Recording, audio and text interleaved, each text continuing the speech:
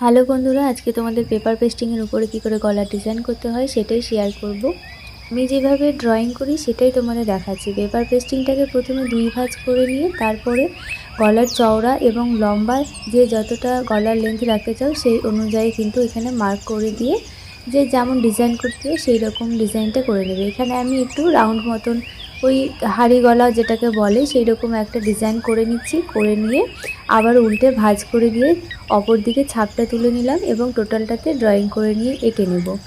এঁকে নেওয়ার পরে এটা একটা কাপড়ের উপরে রেখে সে চারিদিকে সেলাই করে দেবো। পেপার পেস্টিংটা কিন্তু আয়রন দিয়ে প্রথমে চিপকে নিতে হয়, যেদিকটা আঠালো সাইড থাকে সেই সাইডটা, কিন্তু আমি সেরকম করি না, কারণ কি অনেকটা সময় লেগে যায়। তাড়াতাড়ির জন্য আমি একটা করে সেলাই দিয়ে দিই, এটাতেও হয়, আবার এরকমভাবে করলেও হয়ে যায়। তো আমার যেটা সুবিধা হয় আমি সেটাই করি আর সেটাই তোমাদের সাথে শেয়ার করলাম। এরপরে ব্লাউজের ব্যাক পার্টটাকে নেব আর পেপার পেস্টিংটাকে মিডিলে বসে যেখানে ড্রয়িং করেছি সেকেন্ড লাইনটা সেটার মধ্যে কিন্তু আমি সেলাই দিয়ে তারপরে ডিজাইনটাকে কাটিং করে দেব। তাহলে পেপার পেস্টিংটা বসানো একদম খুব সহজভাবে হয়ে যাবে। তো সেটা আমি পরের ভিডিওতে দেখাবো। আজকে এ পর্যন্তই ভিডিওটা থাকলো।